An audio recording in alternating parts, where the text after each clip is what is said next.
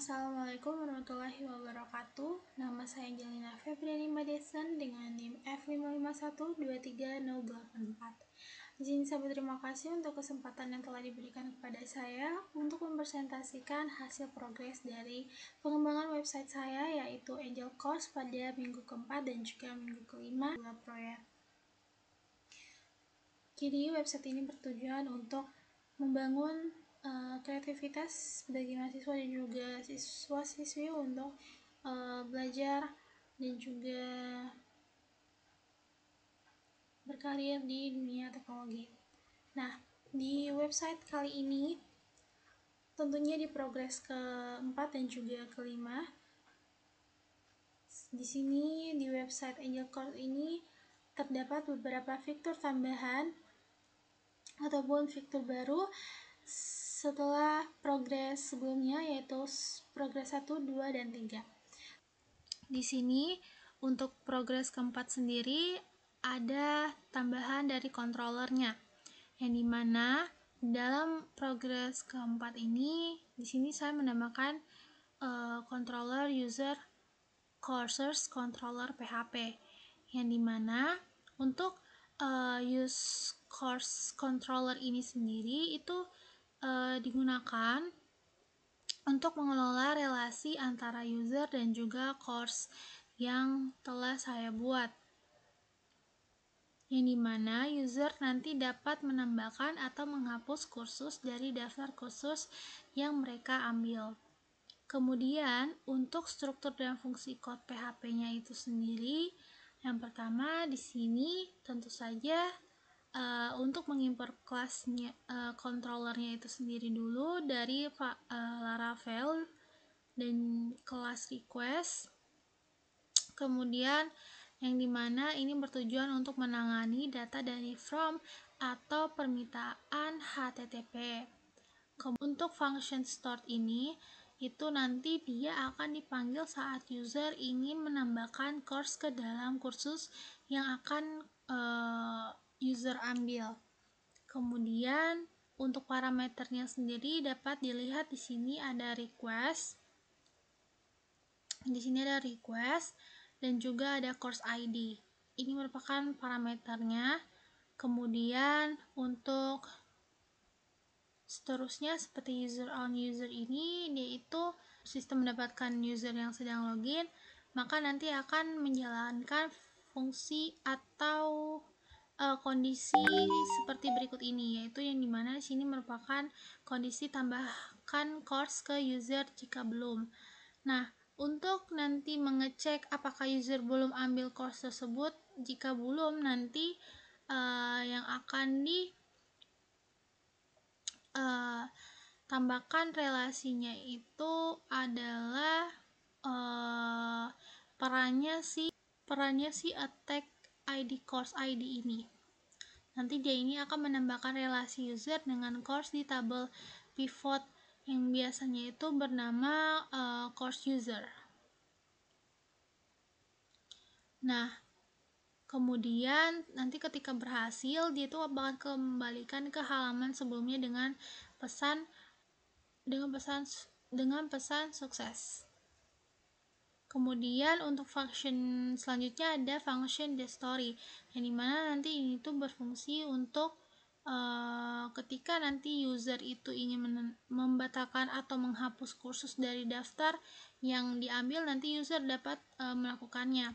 Kemudian nanti di sini itu ada user dan juga user pertama dan user kedua.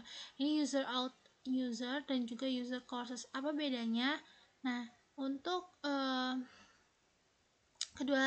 keduanya ini saling berhubungan, tidak bedanya. Nah, ini tuh berfungsi untuk menghapus relasi antara user dengan course dari tabel pivotnya. Kemudian selanjutnya di sini ada return. Untuk return ini sendiri nanti dia bakal meng-redirect kembali ke halaman sebelumnya dengan pesan sukses tentunya. Kemudian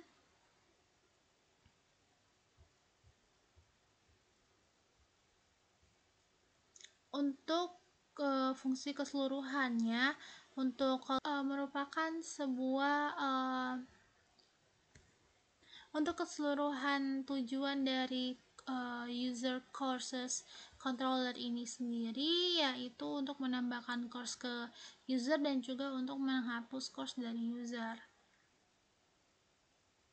Kemudian untuk progres keempat yang telah saya tambahkan di dalam progres keempat itu, di sini ada tabel yang dimana kita membuat tabel create user courses table. Nah, untuk create user courses table ini itu bertujuan untuk nanti misalnya ada file migrasi Laravel, jadi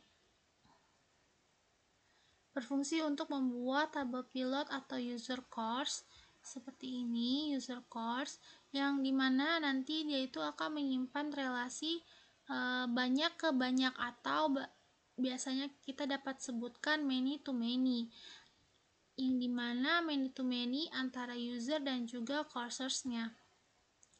Kemudian di sini terdapat function app. Nah, untuk function app ini sendiri itu dia berfungsi untuk menjalankan migrasi, yang dimana terdapat skema create. Jadi dia bakal meng-create user course yang tadi saya jelaskan, dan nanti dia akan membuat tabel baru yang bernama user course ini sendiri. Kemudian untuk tabelnya sendiri nanti dia bakal terbuat karena ada perintah tabel ID, yaitu ini, dan juga tabel version ID dan juga tabel timestamp. Ini itu semuanya akan terbuat karena perintah dari ini. Kemudian ada function down. Untuk function down sendiri ini berfungsi jika nanti migrasinya di rollback, maka nanti tabel user course-nya ini itu akan dihapus. Untuk kesimpulan dari file create user courses table ini itu tentu saja untuk menyimpan relasi antara user dan juga course-nya. Kemudian ada penggunaan foreign key, user ID dan juga course ID. Kemudian nanti ada penghapusan otomatis ketika nanti data relasinya itu user atau course-nya itu akan dihapus. Kemudian pokoknya akan dihapus ketika pokoknya akan dihapus secara otomatis. Kemudian selanjutnya di sini ada web PHP, yang dimana web PHP itu terdapat di dalam routers. Di sini untuk pengembangan progres keempat itu saya bermain di routersnya sendiri, yang dimana routers sendiri di dalam bagian web PHP. Untuk di routers web PHP ini itu dapat kita simpulkan bahwa dimana dia itu lengkap dari file PHP-nya itu sendiri, dia mendefinisikan router pada Laravel, tentu saja seperti yang kita ketahui sebelumnya. Nah, untuk semua router dalam grup middleware ini dapat dilihat ini merupakan, di sini saya tandai bahwa ini merupakan proses atau progres keempat, yang dimana di sini ada router middleware. Jadi semua router yang ada di dalam grup router middleware ini itu bisa atau dapat diakses oleh user yang sudah login. Jadi kalau user yang belum login tidak dapat mengakses semua yang ada di router yang ada di dalam router middleware ini. Nah, kemudian untuk middle out ini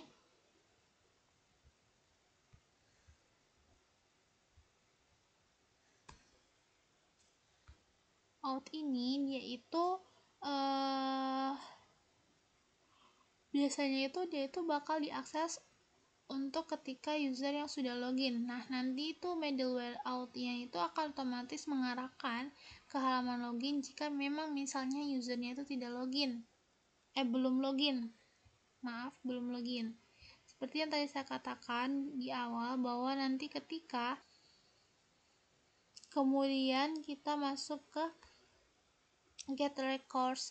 Untuk get records ini itu di sini terdapat course controller. Pokoknya dia bakal semuanya ini bakal berhubungan dengan course controller yang telah kita buat sebelumnya.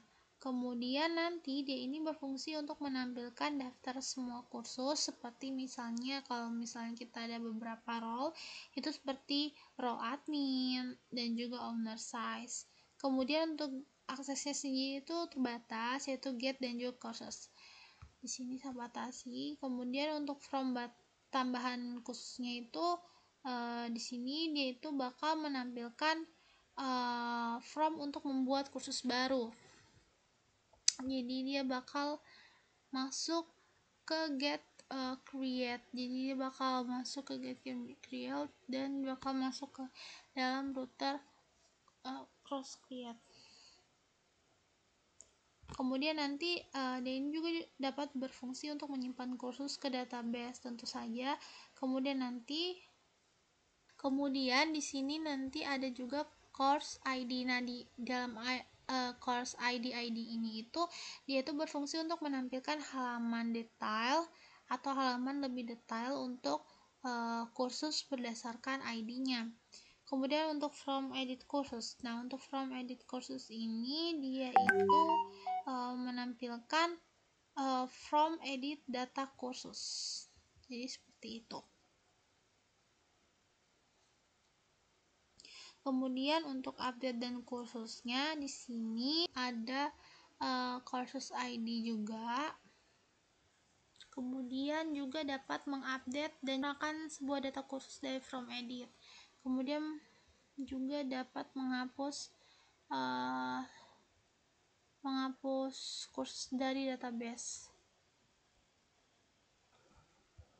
Kemudian untuk router yang ada di bawah ini itu merupakan router yang dimana nanti bakal menampilkan daftar kursus yang bisa diambil oleh user.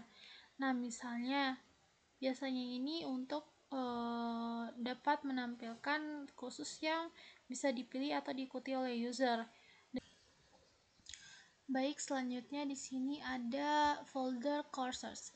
Untuk folder courses di sini terdapat dua file blade, yang dimana ada file create blade PHP dan juga index blade PHP. Nah, untuk create blade PHP itu sendiri itu bertujuan atau berfungsi untuk menampilkan perform input kursus baru di aplikasi Laravel, yang dimana nanti dia itu agar untuk khususnya user bisa dimasukkan data khususnya itu seperti nama, deskripsi, dan juga harga.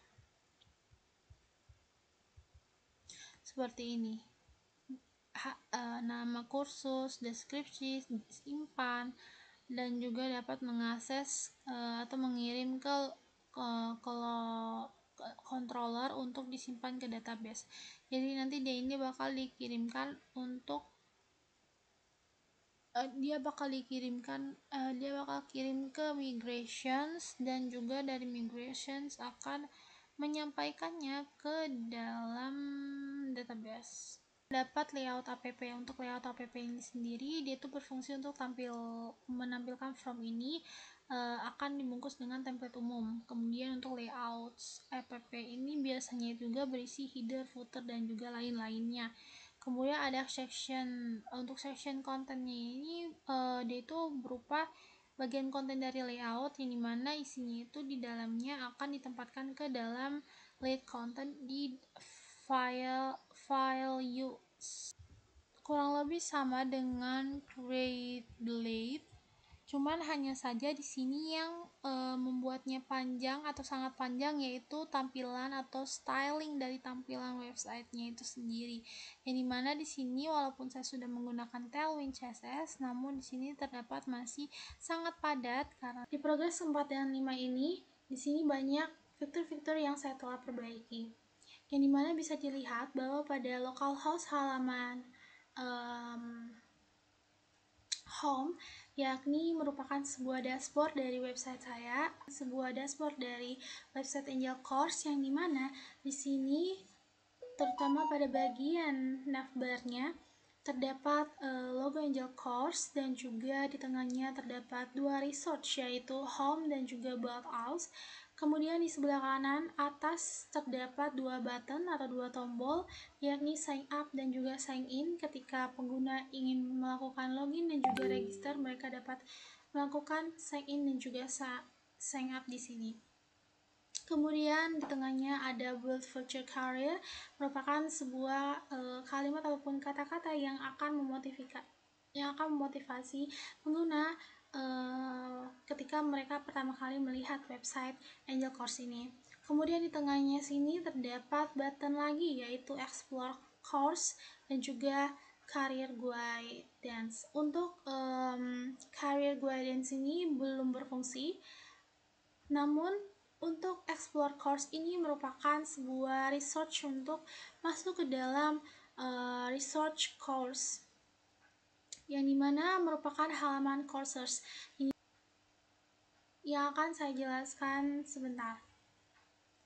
Kemudian untuk bagian bodinya terdapat popular course, yakni belajar Python, kemudian ada web development, data science, UI UX, dan design. Kemudian di bawahnya ada footer.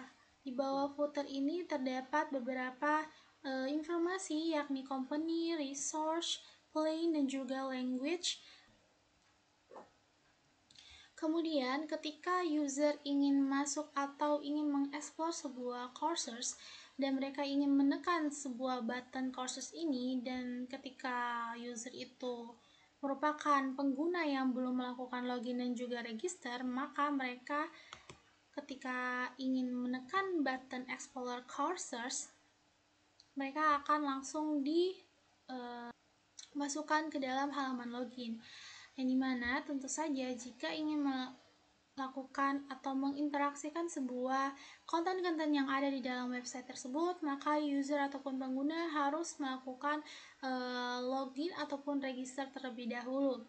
Di video sebelumnya saya sudah menunjukkan bahwa bagaimana cara melakukan register dan juga login, maka saat ini saya akan langsung saja melakukan login karena akunnya sudah tersedia. Baik. Oke, jadi di sini ketika pengguna ataupun user yang belum melakukan register dan juga login, mereka ketika menekan button Explorer Courses, mereka akan langsung ditunjukkan ke atau diantar ke halaman login. Nah, ketika mereka berhasil untuk melakukan login, maka mereka akan masuk ke dalam Explorer Courses karena mereka tadi menekan Explorer Courses. Nah, saya akan kembali terlebih dahulu untuk memperlihatkan bahwa tampilan dashboard antara pengguna yang belum login dan juga tampilan dashboard antara pengguna yang sudah login itu berbeda.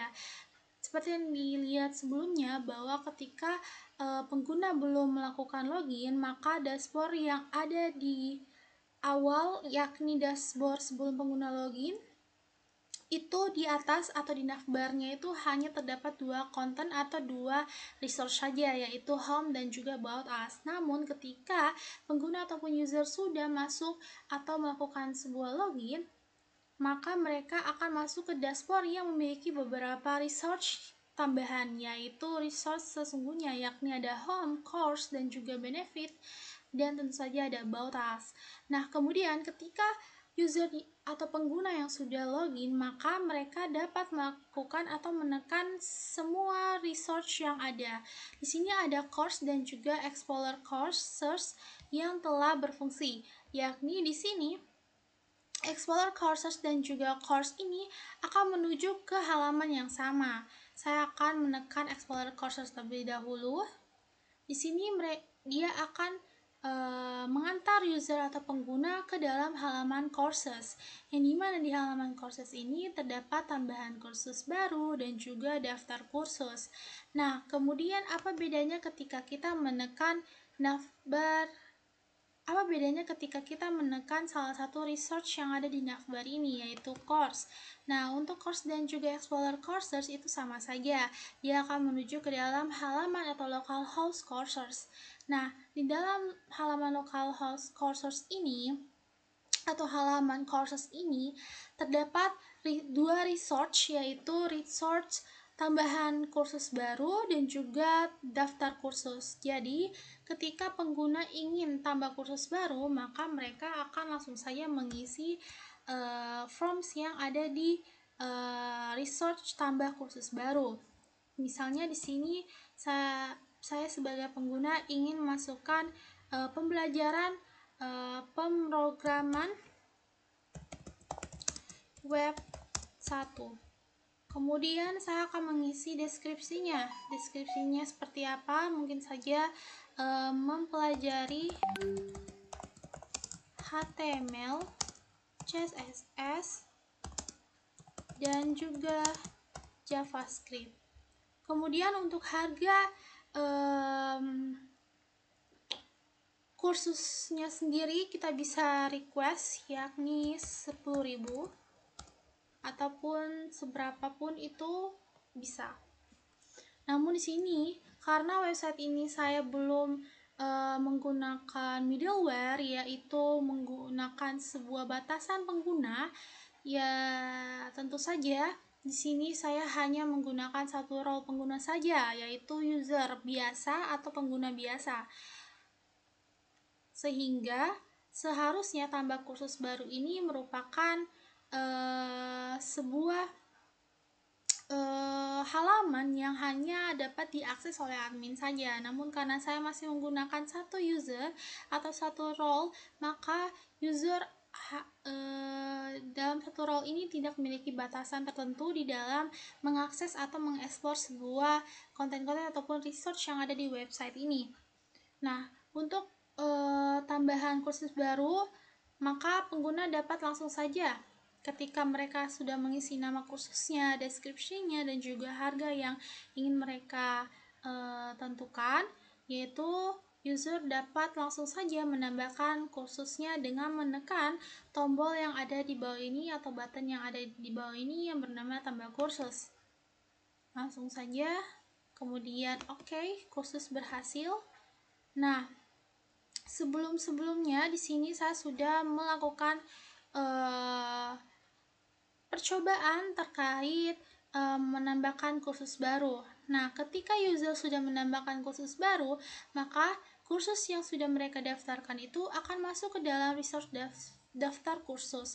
Untuk resource daftar kursus ini, di sini tadi pengguna atau saya sendiri sebagai pengguna telah menambahkan pemrograman web 1, mempelajari untuk deskripsinya sendiri itu mempelajari HTML, CSS, dan juga JS. Kemudian di sini ada harganya yaitu 10.000. Kemudian di sini terdapat aksi. Untuk aksinya sendiri di sini pengguna dapat menghapus nama kursus ataupun kursus-kursus yang mereka telah daftarkan. Jadi mereka tinggal menekan saja button yang sudah tersedia di sini, yaitu button hapus. Kemudian jika user ingin mengedit nama kursusnya atau mengedit kursusnya, mereka tinggal menekan button edit ini yang di samping button hapus. Nah, untuk edit kursusnya tampilannya seperti ini. Jadi sama saja seperti tambahan kursus baru yang barusan kita lalui, yang telah kita coba, yaitu di sini ada nama kursus, description, dan juga harga. Ini sesuai dengan nama-nama yang ada di dalam tabelnya. Misalnya di sini untuk web 2 sendiri di nomor pertama, yaitu nama kursus nomor pertama, di sini saya ingin mengubahnya menjadi pemrograman mobile.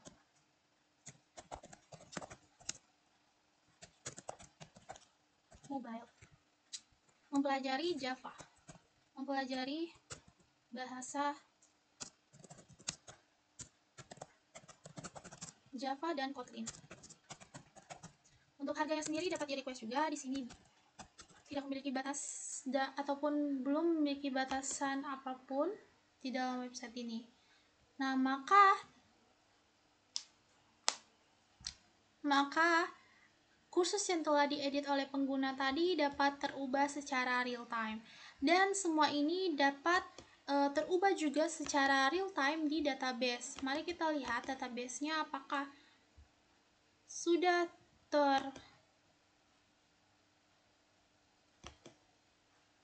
dia akan masuk ke dalam tabel course, teman-teman.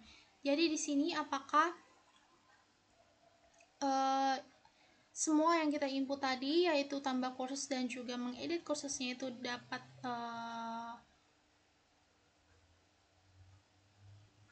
terubah juga di dalam database-nya. Teman-teman bisa lihat di sini tadi, di sini kan tadi web 2 nih dengan apa akan pelajari HTML dan CSS dan JS. Nah, tadi kita sudah menggantinya atau mengeditnya menjadi pemrograman mobile dan akan mempelajari bahasa pemrograman Java dan juga Kotlin. Sehingga untuk integrasi antara sistem dan juga database-nya itu sudah berhasil. Sehingga sistem CRUD di sini yaitu create, read, delete dan juga update itu sudah berhasil. Kemudian untuk kembali lagi ke dashboard, teman-teman bisa mengklik tulisan yang ada di sini di ujung kanan, yaitu kembali ke beranda. Sebenarnya tulisannya kembali ke dashboard atau kembali ke home. Jadi teman-teman nanti akan kembali ke halaman localhost home, yang dimana di sini dashboard utama yang ada di website Angel Course itu sendiri. Untuk progres kelima terkait saya mengembangkan sebuah website saya yang setelah saya buat, yaitu Angel Course ini. Di sini saya mempercantik atau memperluas interaksi antara pengguna dan juga interface dari website itu sendiri, yang dimana di sini saya telah memiliki dua research yang memiliki tujuan yang sama dan juga memiliki satu halaman localhost courses yang di dalamnya memiliki dua research yang saling berhubungan, yaitu tambah kursus baru dan juga daftar kursus, yang dimana di keduanya ini memiliki desain yang sangat simple seperti tambah kursus baru ini dan juga daftar kursus ini sangat simple namun mudah dimengerti oleh pengguna yang baru saja menggunakan website ini. Kemudian untuk keseluruhan tampilan websitenya seperti ini, dari navbar dan juga dari hero-nya dan juga dari body-nya. Kemudian yang terakhir adalah footer-nya. Sistemnya, dan sini juga pengguna dapat log out dan dapat masuk ke dashboard yang utama, yang dimana pengguna yang belum login tidak dapat menekan satu button atau satupun button konten yang ada di dalam website ini, kecuali sign up dan juga sign in. Walaupun mereka akan menekannya, mereka akan diantarkan ke dalam form untuk login ataupun registrasi. Terima kasih untuk kesempatan yang telah diberikan kepada saya untuk mempresentasikan progres keempat dan juga progres kelima dari pengembangan pembuatan website Angel Course, yakni website saya yang telah saya buat dan juga saya kembangkan. Jika ada salah kata dan juga tindakan, saya mohon maaf. Terima kasih untuk kesempatan yang telah diberikan kepada saya. Sekian dari saya, sampai jumpa di next video.